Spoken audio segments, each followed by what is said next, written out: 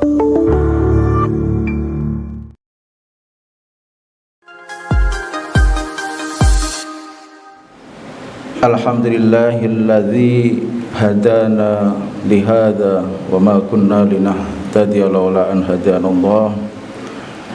Asyhadu an la ilaha illallah wahdahu la syarikalah wa asyhadu anna Muhammadan abduhu wa rasuluh. Allahumma shalli wa sallim ala Muhammad wa ala alihi wa sahbihi wa mawala. Amma ba'd.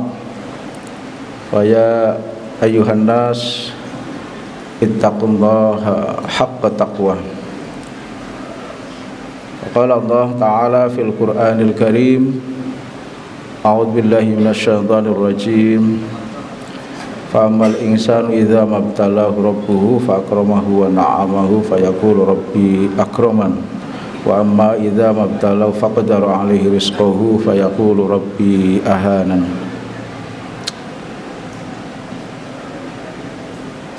Jamaah salat Jum'ah yang dimuliakan Allah Subhanahu wa taala. Marilah di awal khutbah ini kita senantiasa bersungguh-sungguh untuk bertakwa kepada Allah Subhanahu wa taala, yaitu dengan secara serius untuk mencoba menjalankan segala apa yang menjadi perintahnya, dan secara serius pula berusaha untuk menjauhi segala apa yang menjadi larangannya. Ada satu hadis yang diriwayatkan oleh Abu Hurairah. Qala Rasulullah sallallahu alaihi wasallam, salah satu la yukallimuhumullahu azza wa jalla yaumal qiyamah as-syekhus zani wal ailul mashu wal imamul kadzab.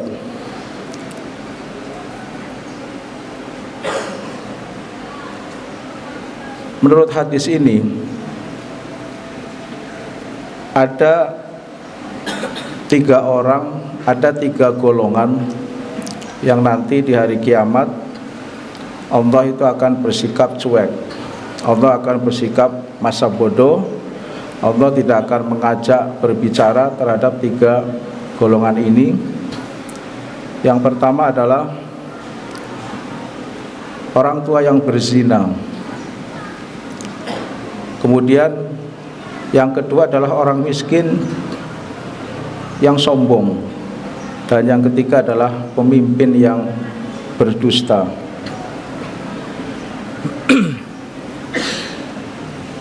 Kalau menggunakan logika yang sederhana, di hari kiamat di mana tidak ada mungkin pertolongan dari siapapun kecuali dari Allah Subhanahu wa taala, tidak akan ada rahmat dari manapun kecuali dari rahmat dari Allah Subhanahu wa taala, maka semestinya semua orang itu akan mencoba untuk mencari perhatian, caper kepada Allah Subhanahu wa taala, tentu agar Allah juga memperhatikan orang tersebut atau memperhatikan orang yang mencari perhatian. Dan tentu dengan Rahman Rahim Allah Subhanahu wa taala, Allah sebisa mungkin juga akan memberikan perhatian kepada hamba-hambanya yang mencari perhatian.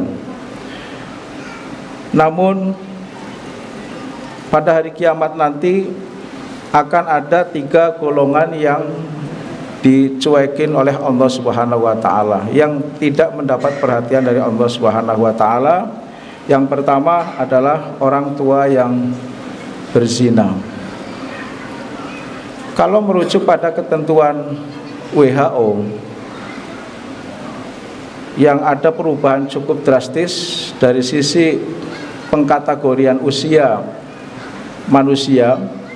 Sekarang usia 18 sampai 65 itu disebut pemuda. 66 sampai 79 itu baru disebut setengah baya. Dan 80 sampai 99 itu disebut orang tua. Ini tentu kalau mendasarkan usia di Indonesia, saya kira pengkategorian yang sangat ekstrim.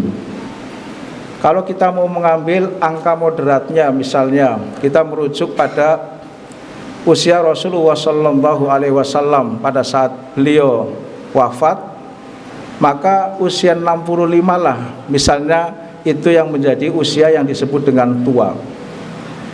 Nah, diksi bahwa orang tua yang berzina itu tidak berarti bahwa kalau yang muda itu tidak apa-apa, kalau yang muda itu dibolehkan ya. Kalaulah misalnya dicari alasan bahwa kalau muda itu berzina, itu mungkin bisa dicari penyebabnya, ada sebabnya, tapi itu saja tetap dosa.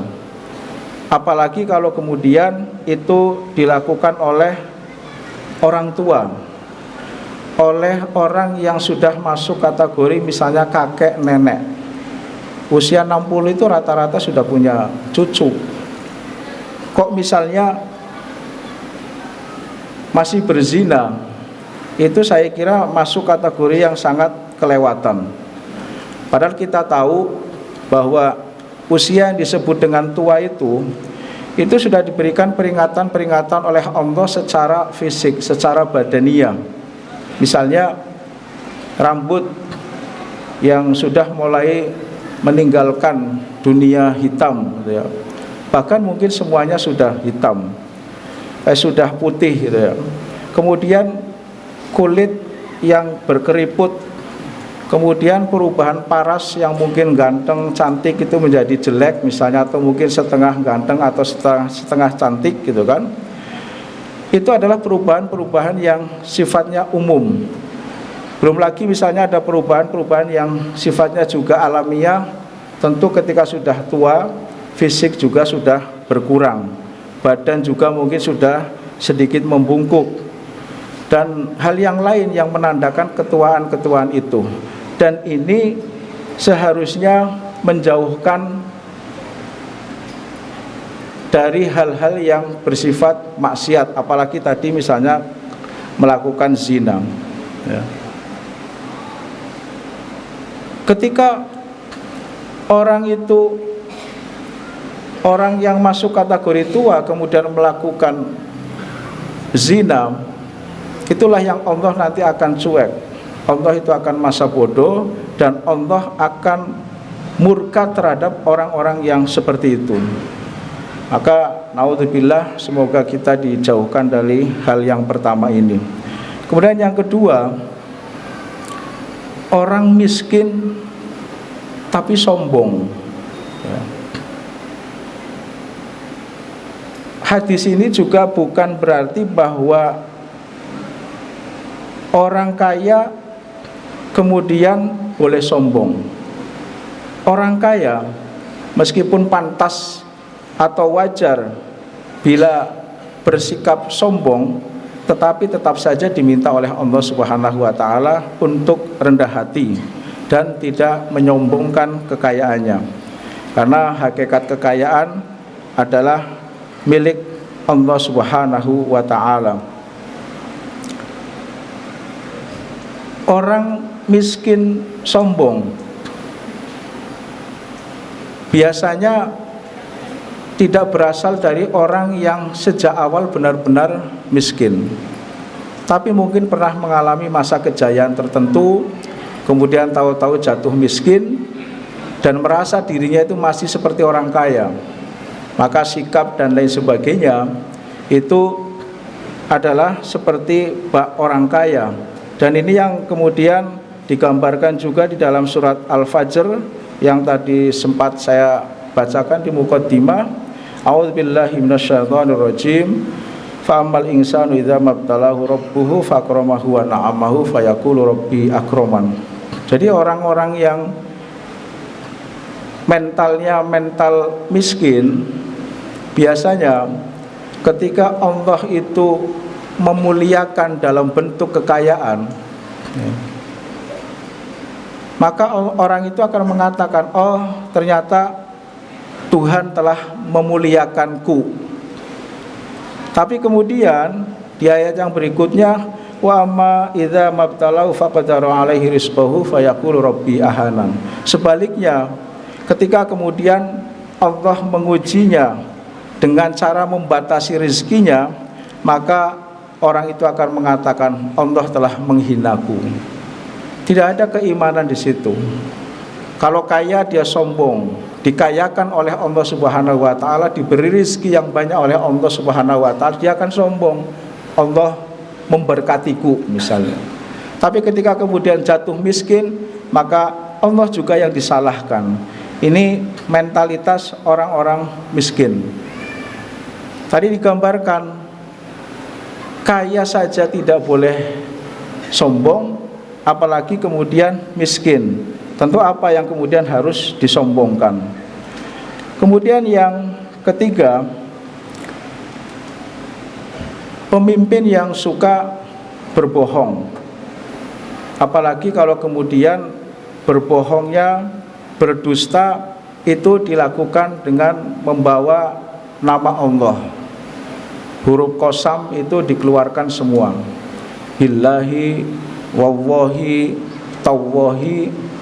Berbuat dusta, berbuat bohong saja itu membawa atau menyeret-nyeret nama Allah Subhanahu wa taala. Ini tentu sudah masuk kategori yang keterlaluan. Nah, pemimpin itu ukurannya sesungguhnya salah satunya adalah di sini.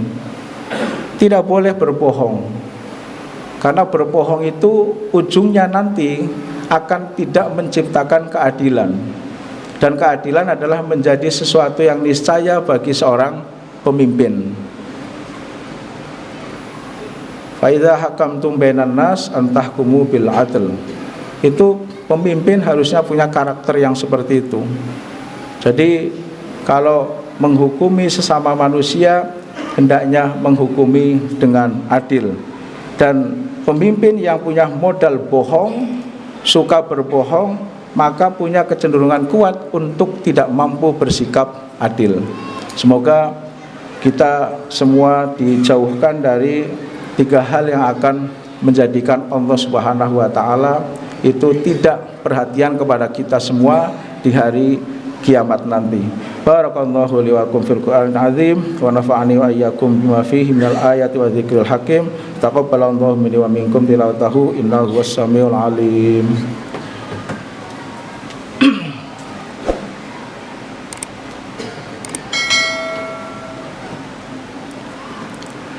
Alhamdulillahi hamdan katsiran kama amar. Asyhadu an la ilaha illallah wahdahu la syarikalah wa asyhadu anna Muhammadan abduhu wa rasuluh. Allahumma shalli wa sallim wa barik ala Muhammad wa ala alihi wa sahbihi ajma'in. Amma ba'd. Marilah di awal khutbah yang kedua ini kita senantiasa berusaha berikhtiar semaksimal mungkin. Semoga kita tidak menjadi bagian dari tiga kelompok yang tadi saya uraikan. Kita tidak menjadi bagian dari golongan yang nanti tidak mendapat perhatian dari Allah Subhanahu wa taala. Sementara pada hari kiamat itu hanya Allah Subhanahu wa taala yang bisa memberikan perhatian kepada kita semua. Makhluk yang bernama manusia atau makhluk-makhluk yang lainnya sedang berjuang sendiri-sendiri. Hanya Allah yang punya Rahman dan Rahim itu. Maka dari itu kita semoga dijauhkan dari kemungkinan kita masuk kategori tiga golongan yang tadi saya sebutkan. Mari kita berdoa bersama kepada Allah Subhanahu wa taala. Allahumma shalli ala Muhammad wa ala ali Muhammad walhamdulillahi rabbil alamin. Allahumma ighfir lil mu'minina wal mu'minat wal muslimina wal muslimat al ahya'i minhum wal amwat Rabbana zalamna anfusana illam taghfir lana wa tarhamna lanakunanna minal khasirin. Rabbi ij'alni muqimas salati wa min dzurriyyati. Rabbana taqabbal du'a. Rabbana ighfirli wa liwalidayya wa lil mu'minina yauma yaqumul hisab. Rabbana hab lana min azwajina wa dzurriyyatina qurrata a'yun waj'alna lil muttaqina imama. Rabbana atina fid dunya hasanah wa fil akhirati hasanah wa qina adzabannar. Walhamdulillahi rabbil alamin. Aqimis shalah.